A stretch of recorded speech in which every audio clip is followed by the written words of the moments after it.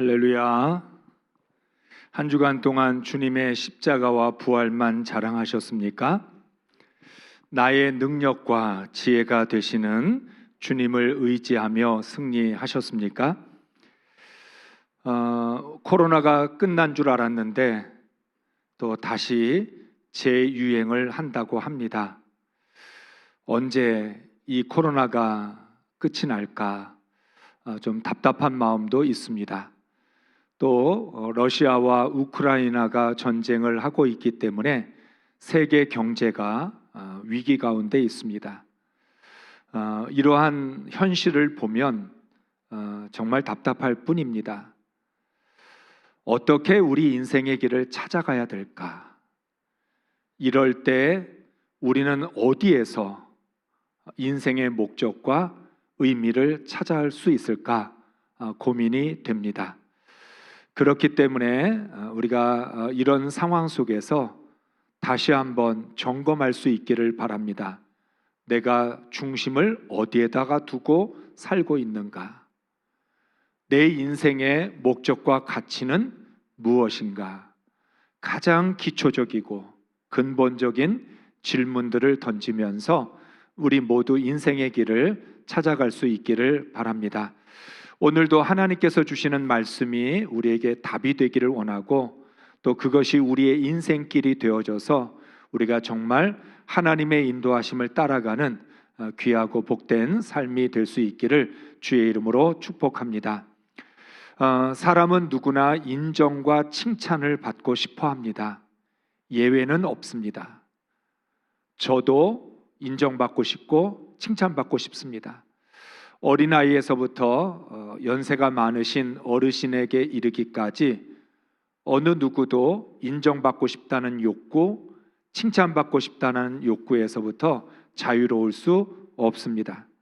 누군가로부터 잘한다, 최고다 하는 칭찬을 듣게 되면 삶의 의미가 느껴집니다. 그래서 우리는 거짓말이라도 인정과 칭찬을 받게 되면 기분이 좋습니다. 우리 자신이 잘 알고 있으면서도 그냥 누가 그렇게 인정해 주면 그 말이 우리에게 위로가 됩니다. 더 나아가 우리는 자랑거리를 찾습니다.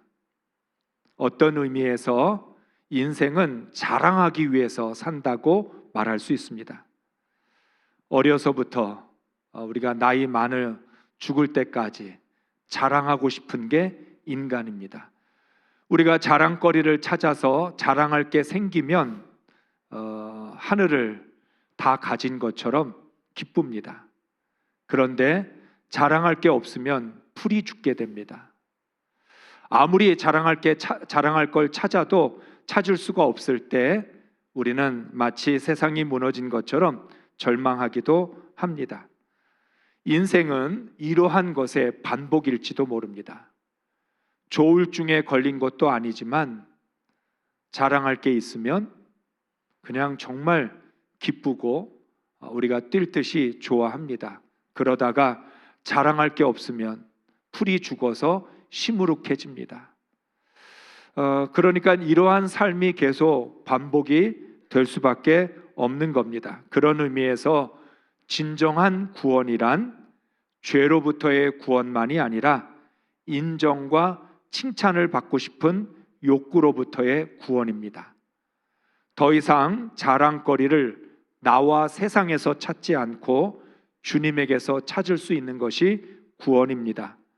죄인에서 의인이 되는 순간 자기 애와 자기 자랑, 자기 의에서 벗어날 수 있습니다. 구원받으면 인생의 진정한 의미와 가치를 하나님에게서 찾을 수 있습니다. 이게 축복입니다. 그러니까 매일같이 내가 뭘 자랑할 수 있을까? 어떤 칭찬과 인정을 받을 수 있을까? 여기에 목매달지 않고 거기에서부터 자유로워서 하나님 안에서 나의 자랑거리를 찾고 하나님 안에서 내 존재의 가치를 찾을 수 있다면 그것이 구원이라는 것입니다. 나를 자랑하려면 자랑할 게 없지만 그리스도를 자랑하면 넘쳐납니다. 십자가를 자랑하고 나의 삶 속에서 역사하시는 그리스도의 능력을 자랑할 때 자랑거리가 마르지 않습니다. 그리스도를 나의 자랑, 나의 능력, 나의 지혜로 삼을 때 진정한 행복을 누릴 수 있습니다.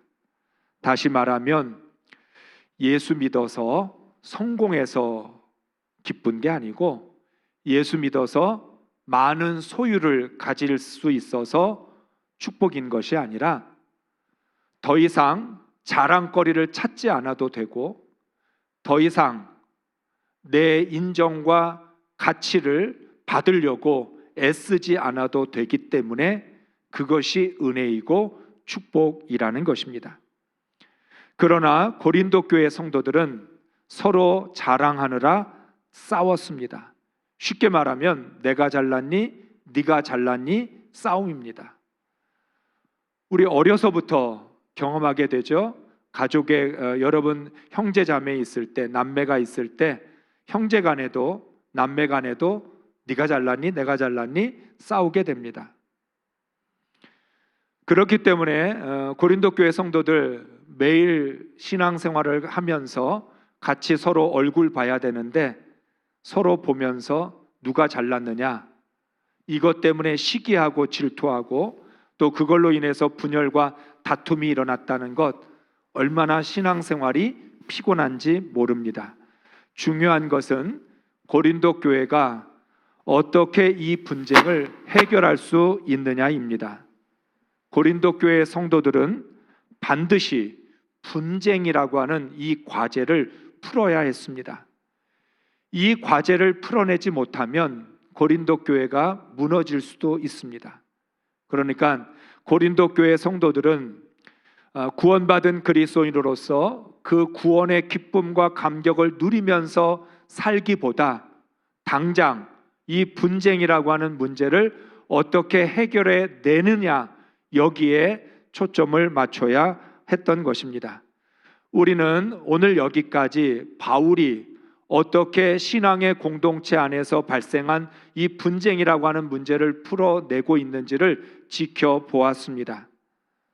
우리는 이것을 통해서 바울이 복음으로 어떻게 현실적인 문제를 해결하고 있는지를 우리는 배울 수 있습니다. 그러니까 우리가 이 고린도전서의 말씀을 통해서 바울이 복음을 선포하고 자신이 선포한 복음을 실제적인 문제 속에서 어떻게 풀어가고 해결하는지를 보면서 우리도 하나님의 말씀을 어떻게 적용할 수 있는지를 찾을 수 있는 것입니다. 우리는 눈에 보이는 것이 문제라고 말합니다. 그래서 문제를 풀 수 없습니다. 보이는 걸 문제라고 생각하고 보이는 것 가지고 해결하려고 하니까 해결이 되지 않습니다. 하나님은 보이지 않는 문제의 원인을 문제라고 말씀합니다. 그래서 하나님은 문제를 정확하게 진단하시고 해결하실 수 있습니다.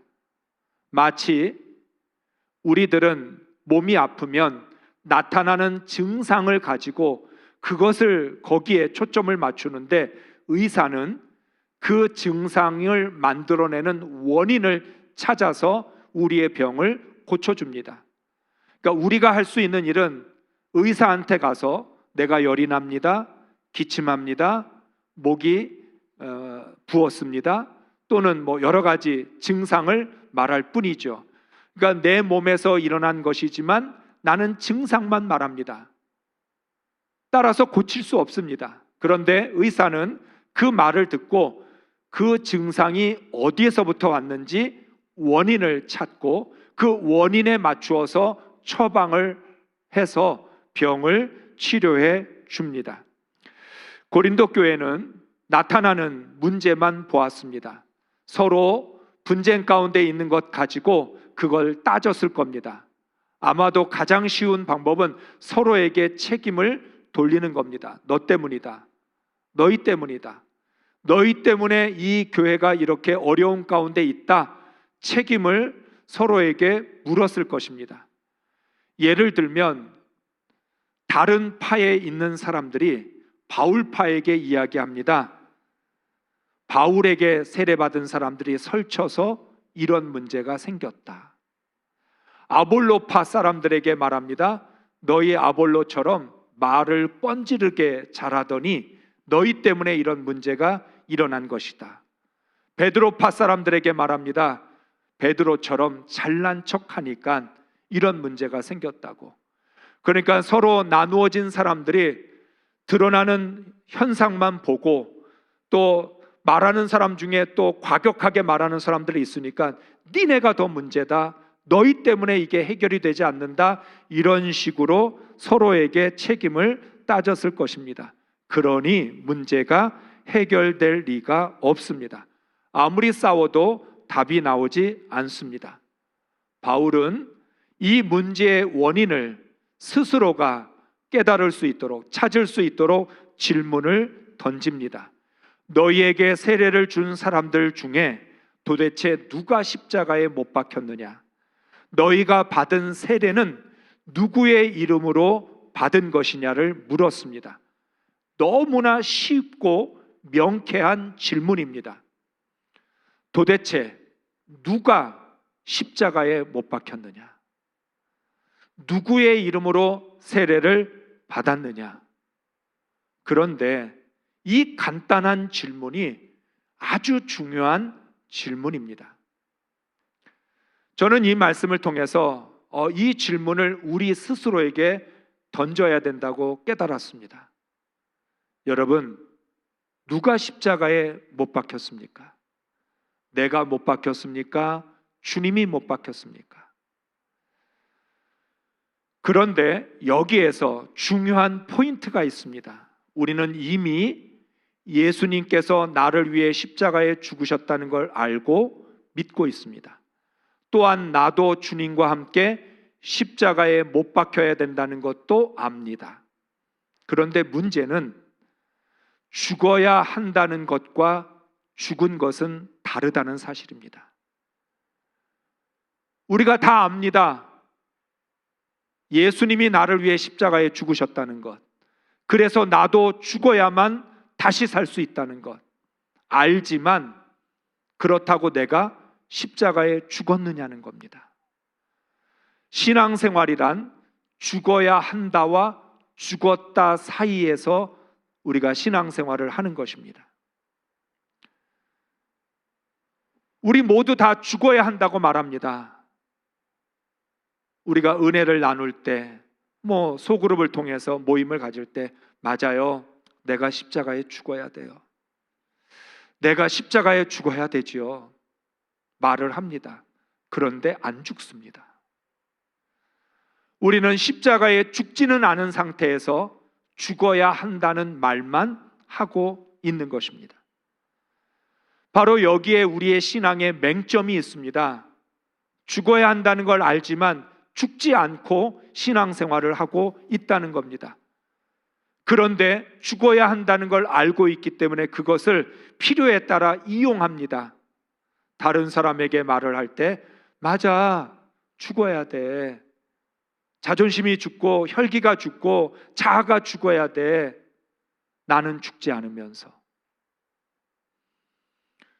때에 따라서는 죽어야 한다와 죽었다 사이에서 오락가락하면서 우리가 신앙생활을 하고 있다는 겁니다.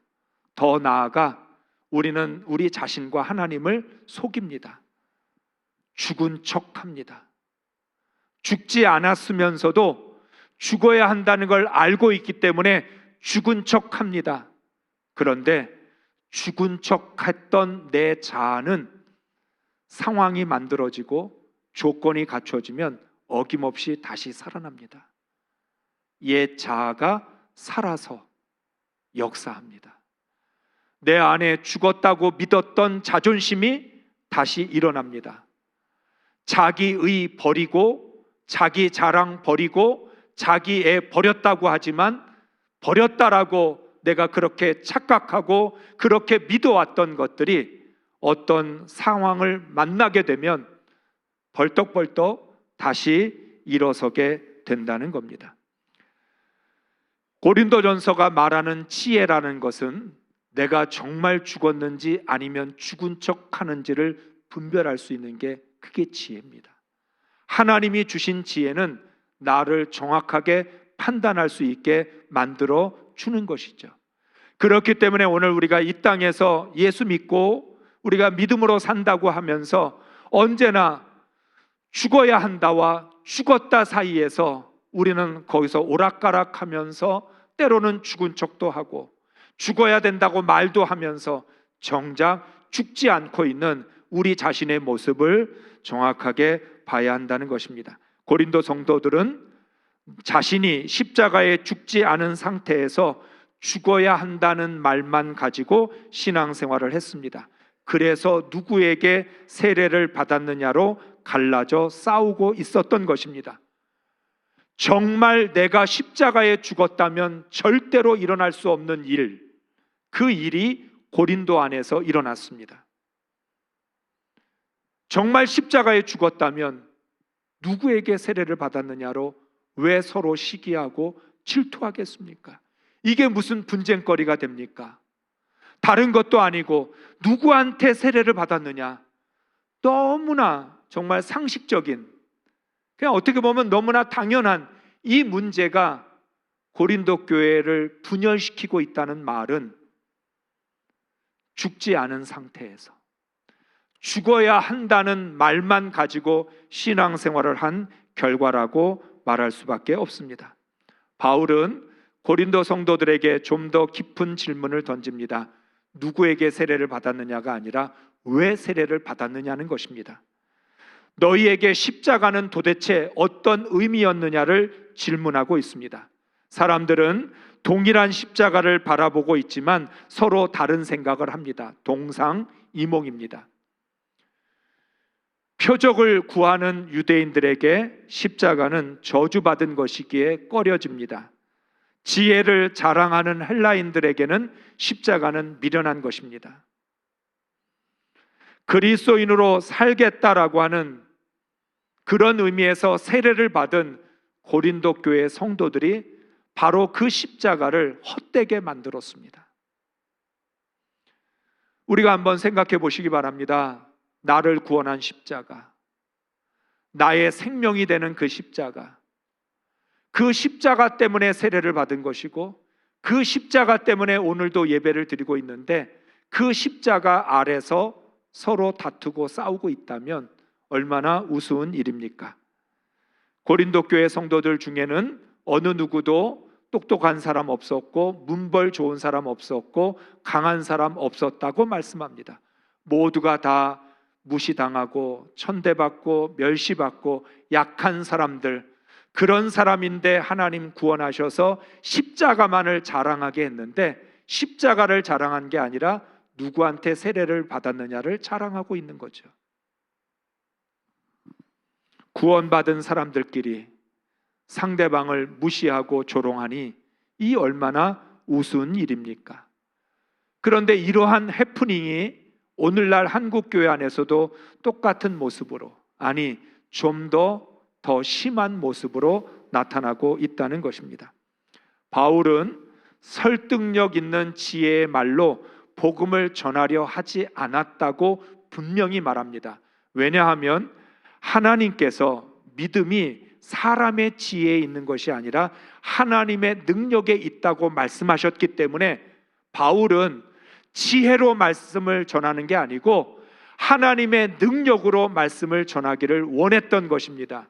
믿음이라는 게 사람의 지혜로부터 얻어지는 게 아니고 내가 똑똑하고 내가 말씀을 많이 이해해서 그래서 믿음이 생겨나는 게 아니라 하나님의 능력으로부터 오는 것이기 때문에 바울도 나도 그렇다면 사람의 지혜로 복음을 전하지 않고 사람의 지혜로 말씀을 전하지 않고 하나님의 능력을 의지해서 말씀을 전하려고 했다는 것입니다.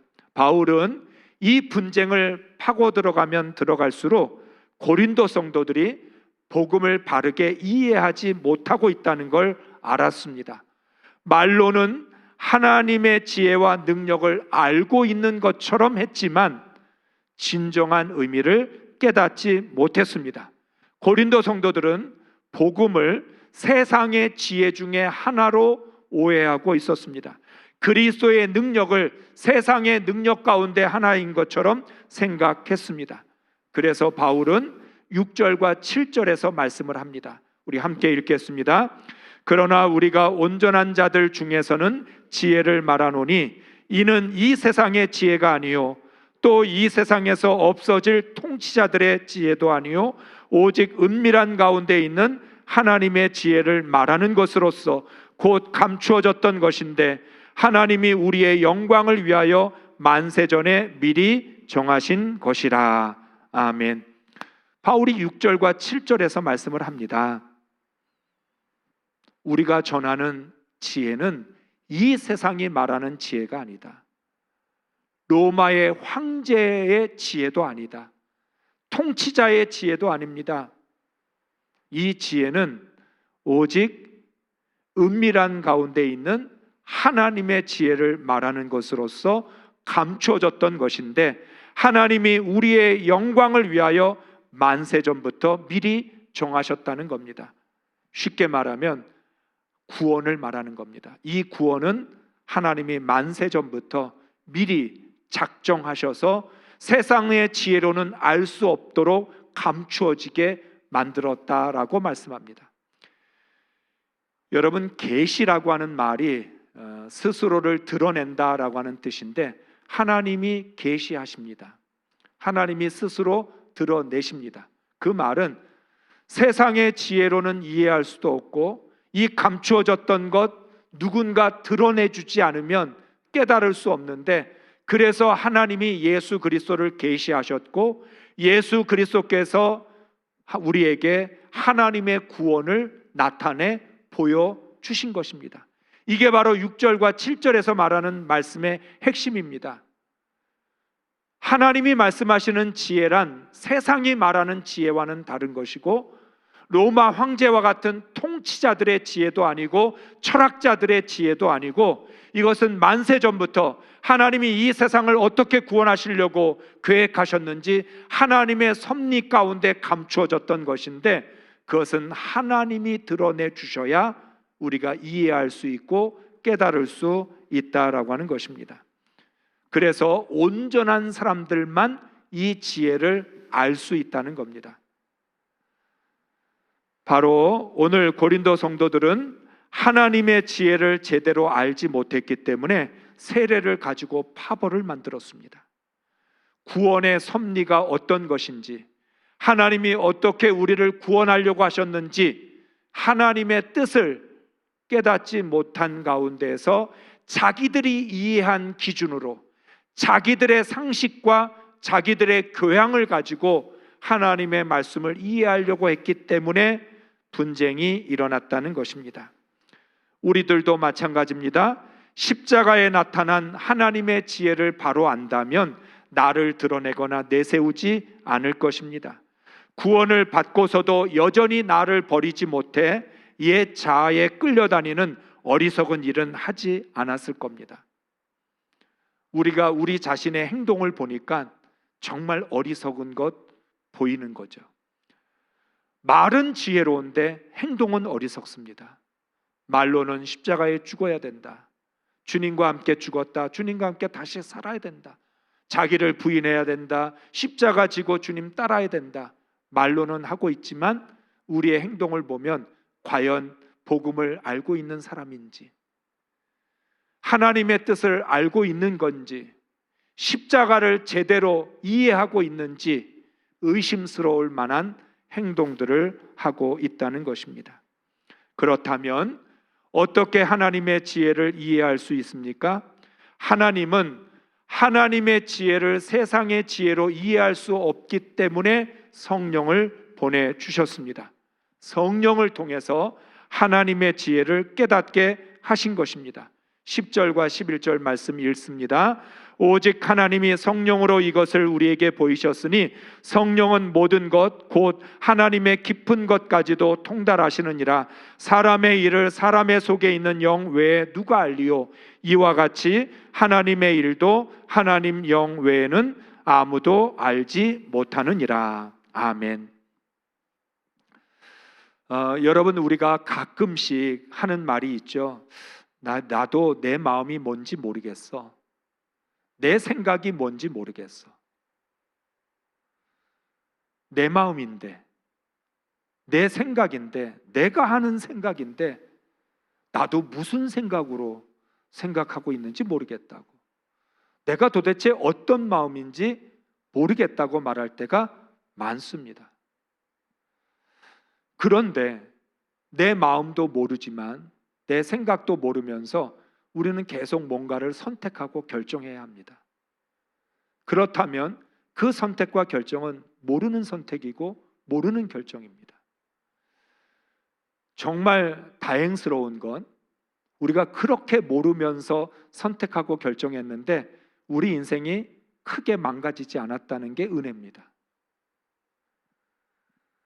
충동적으로 선택했을 때가 얼마나 많고 즉흥적인 감정에 이끌려서 결정할 때가 얼마나 많습니까?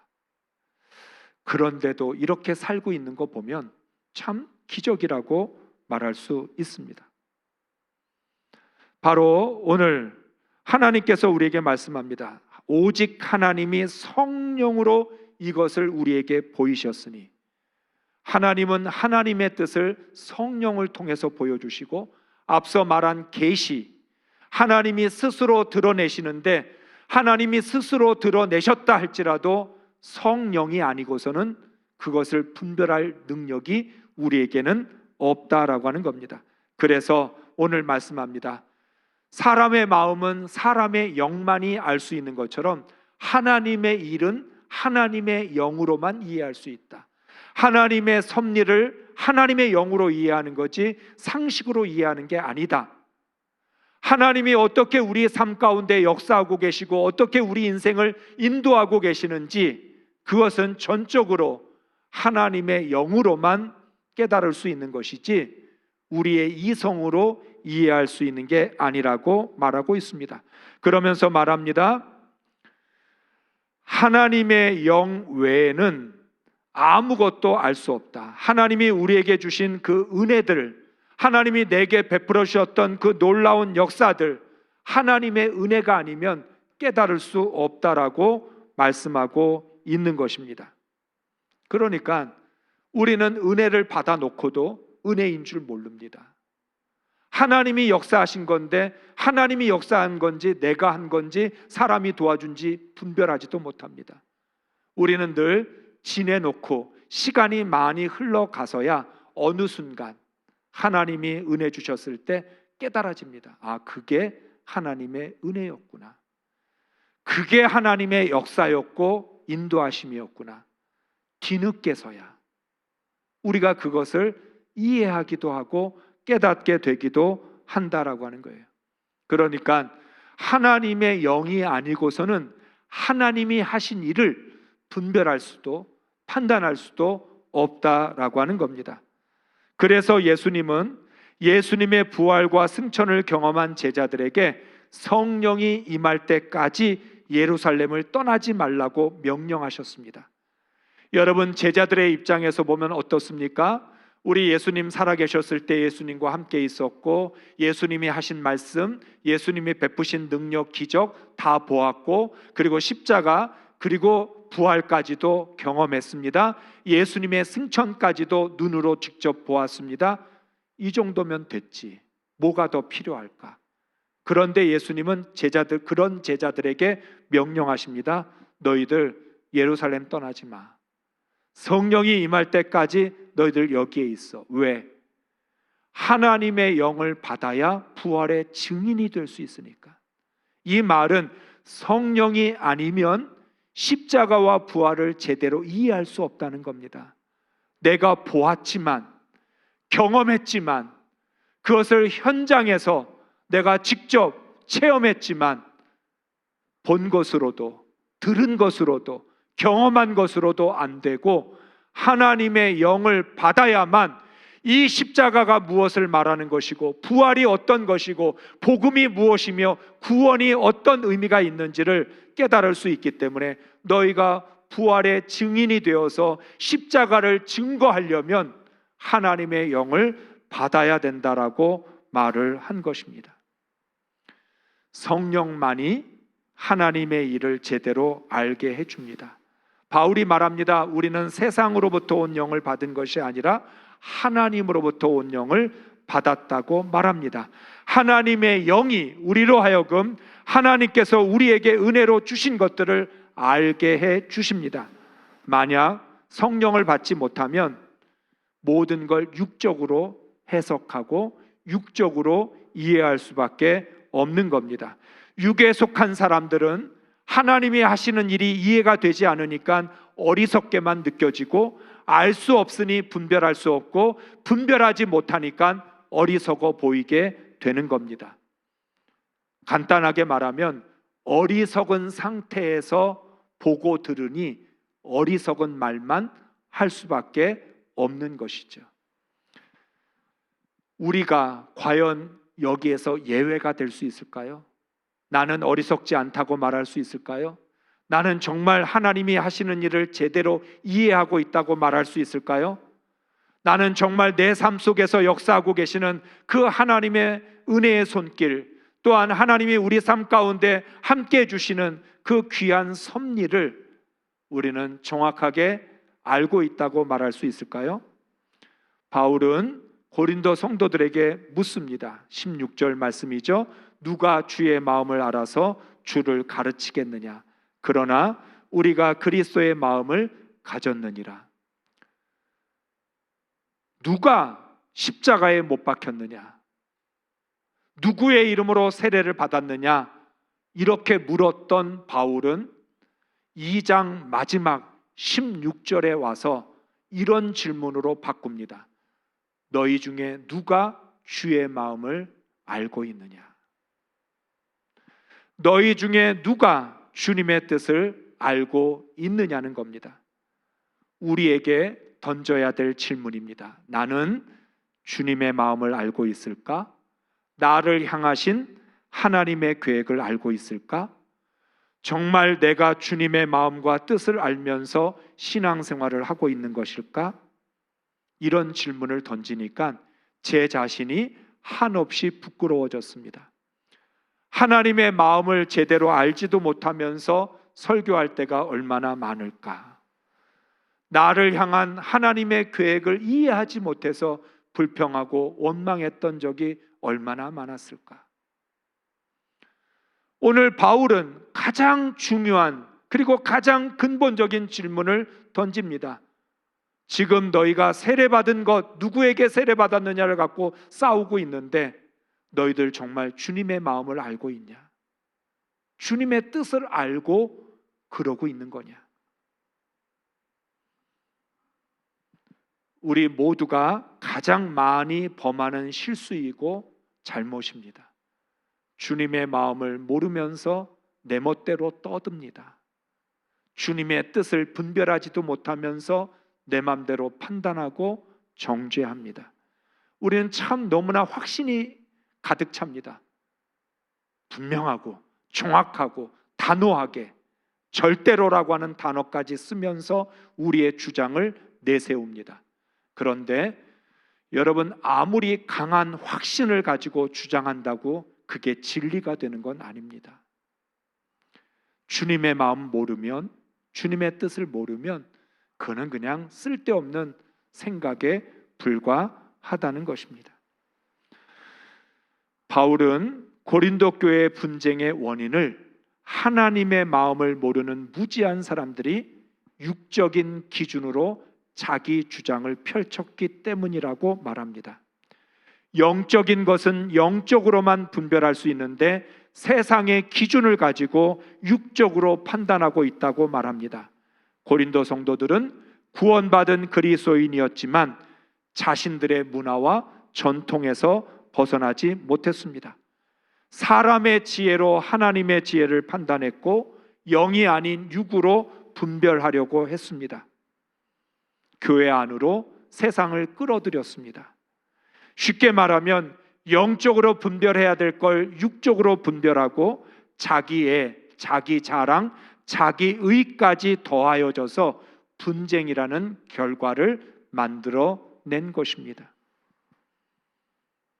자신들이 만들어 놓은 분쟁을 해결할 수가 없었습니다.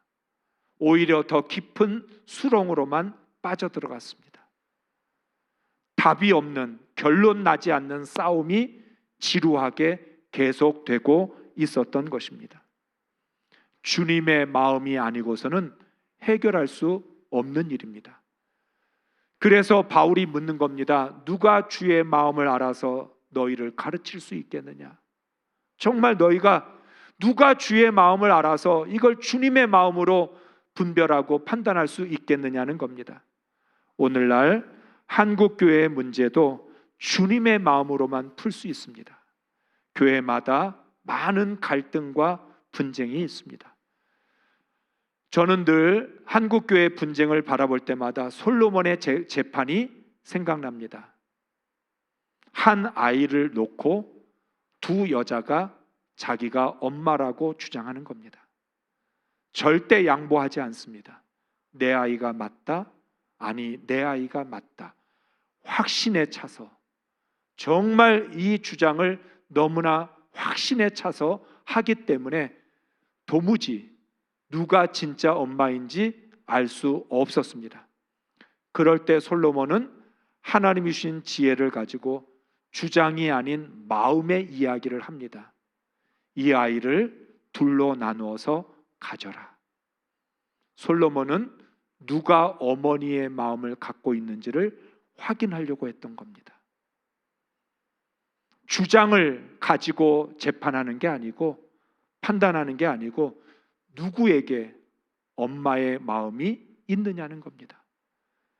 그렇게 판결을 내렸더니 즉시 한 여인이 말합니다. 내가 포기하겠습니다. 이 아이의 생명을 살려주십시오. 내가 옳다라고 하는 주장보다 이 아이가 사는 것이 더 중요합니다. 내가 엄마로서 이 아이의 소유권, 내 아이라고 하는 내 주장 내려놓겠습니다. 이 아이를 살려만 주십시오. 상대방 여인은 상관없습니다. 둘로 나눠서라도 내 거 가져야 되겠습니다. 마음을 물었더니 결론이 났습니다. 엄마의 마음이 있는 사람이 엄마인 거지, 엄마라고 주장한다고 엄마가 되는 건 아니라는 겁니다. 마찬가지로 하나님이 오늘 우리에게 묻습니다. 누가 주의 마음을 가졌느냐? 누가 주의 마음을 알고 있고 누가 주의 뜻을 알고 있느냐? 이 질문을 받아서 우리 자신에게 적용해 보면 나는 정말 주님의 마음을 알고 신앙생활을 하고 있을까? 나는 주님의 뜻을 깨닫고 믿음의 길을 걸어가고 있는 걸까? 주님의 마음도 주님의 뜻도 모르면서 내 주장만 붙들고 내 생각만 가지고 내 고집만 갖고 신앙생활하고 있는 건 아닐까? 우리 모두가 주님의 마음과 주님의 뜻을 제대로 알고 신앙생활하고 있는지를 돌아볼 수 있으면 좋겠습니다. 내가 십자가를 알고 있나? 아니, 내가 십자가에서 죽었나? 복음이 무엇이고 구원이 무엇인지를 깨닫고 내가 신앙생활을 하고 있는지 돌아보면서 우리가 결단할 수 있는 그런 시간이 되시기를 바랍니다.